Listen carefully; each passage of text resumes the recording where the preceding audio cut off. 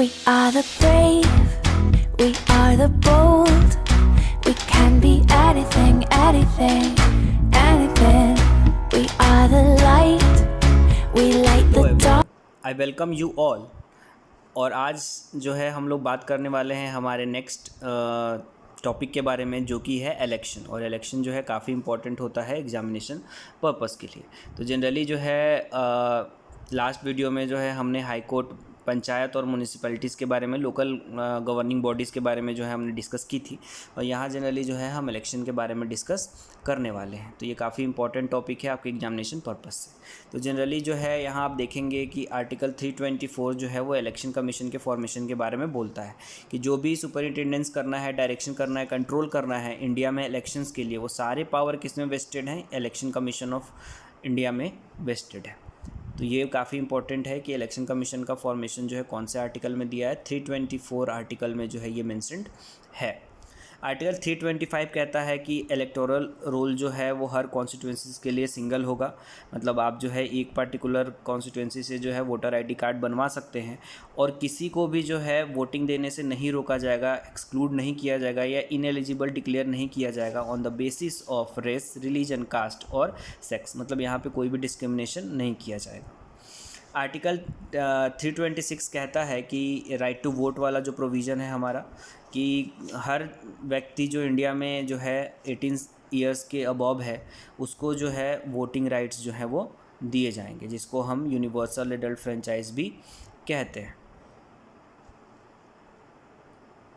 Then फिर जो है इसी में इम्पॉर्टेंट जो है आगे आता है पॉलिटिकल पार्टीज़ के बारे में। जैसा कि हमने देखा कि पॉलिटिकल पार्टीज़ भी को रजिस्टर्ड कौन करता है, सिंबल कौन देता है?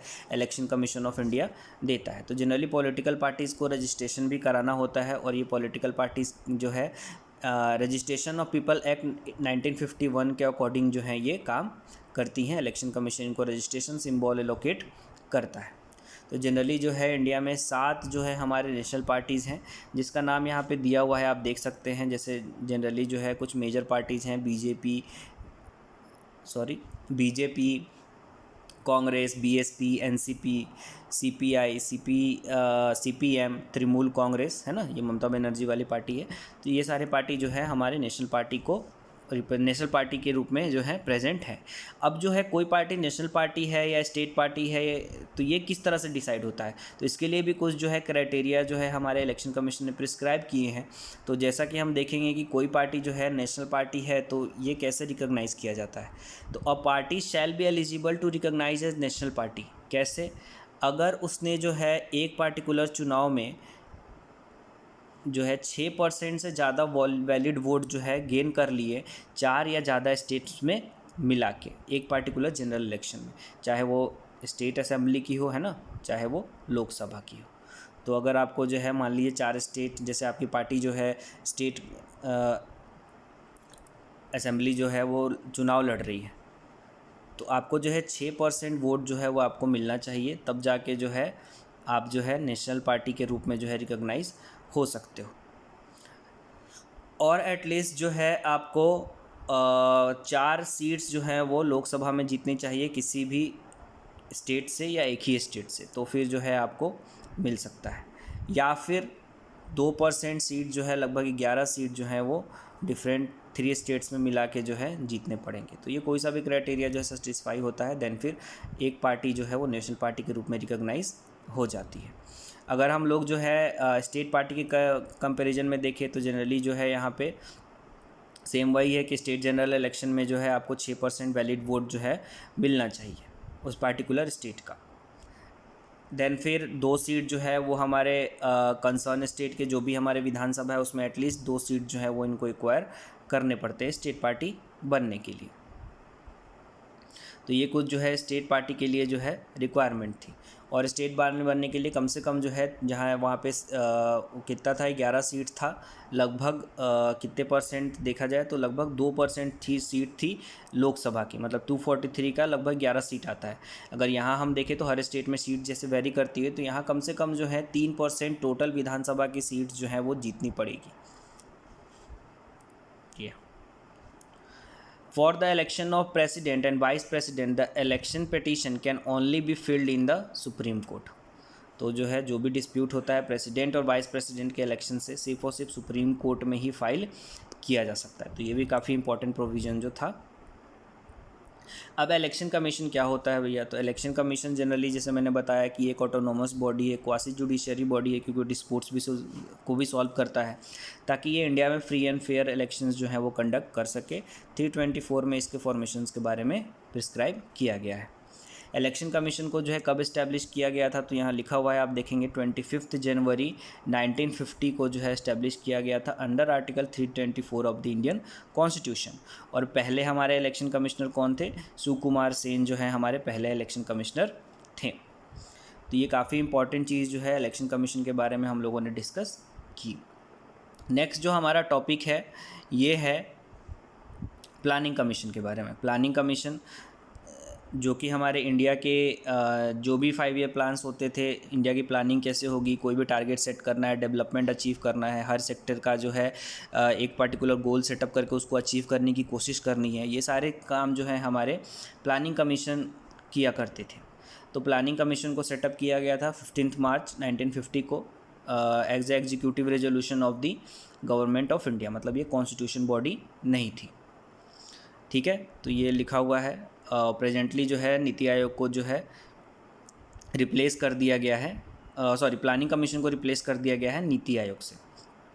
तो नीति आयोग में लिखा हुआ है, इसका फुल फॉर्म आपको याद होना चाहिए, national institute of transforming India. तो अभी तक लगभग 12 5 ईयर प्लान्स जो हैं अपनी प्लानिंग कमीशन जो है वो पूरा कर चुका है। लगभग पहला 5 ईयर प्लान 1951 से 56 तक चला था, और इसी तरह से जो है आप देखेंगे तो लास्ट वाला जो है 12th 5 ईयर प्लान जो है 2012 से 17 तक था। फिर मोदी गवर्नमेंट आई तो उसने जो है प्लानिंग कमीशन को नीति आयोग से रिप्लेस कर दिया, और इसका जो है फॉर्मेशन हुआ था 1 जनवरी 2015 को। और इसका जो है एलोबरेटेड फॉर्म में देखा जाए, एक्सपांडेड फॉर्म में, तो NITI Aayog stand for national institute for transforming India. ये जो है थिंक टैंक बॉडी है जो कि इंडियन गवर्नमेंट के लिए क्या करती है, पॉलिसी फॉर्मुलेट करती है, और इसने ही प्लानिंग कमीशन को जो है रिप्लेस किया था। It's aim to involve the states in the economic policy making of the government. देश में जो भी प्लानिंग हो रही है उसमें स्टेट को इन्वॉल्व करना भी मेन जो है इसका एम था।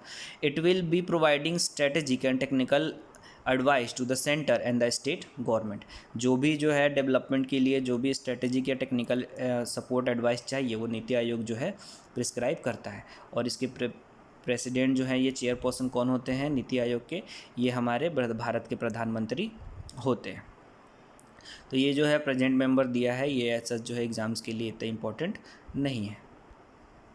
नेक्स्ट जो है ये फाइनेंस कमीशन के बारे में दिया हुआ है। फाइनेंस कमीशन ऑफ इंडिया कि जनरली जो है हर 5 साल में जो है प्रेसिडेंट जो है फाइनेंस कमीशन को कॉन्स्टिट्यूट करते हैं, फॉर्म करते हैं। आर्टिकल 280 में जो है फाइनेंस कमीशन के बारे में दिया हुआ है, मतलब ये कॉन्स्टिट्यूशनल बॉडी है। तो लगभग जो है इसका फंक्शन क्या होता है, तो ये हमारे प्रेसिडेंट को रिकमेंड करता है ताकि जो है कैसे टैक्सेस का बंटवारा किया जाए सेंटर और स्टेट्स के बीच में, and the allocation between the states. ठीक है, तो ये आपको जो है पता होना चाहिए, काफ़ी इंपॉर्टेंट है ये। फाइनेंस कमीशन को अपॉइंट कौन करता है? प्रेसिडेंट अपॉइंट करते हैं, 5 साल के लिए इनका टर्म रहता है। आर्टिकल 280 जो है प्रिस्क्राइब करता है।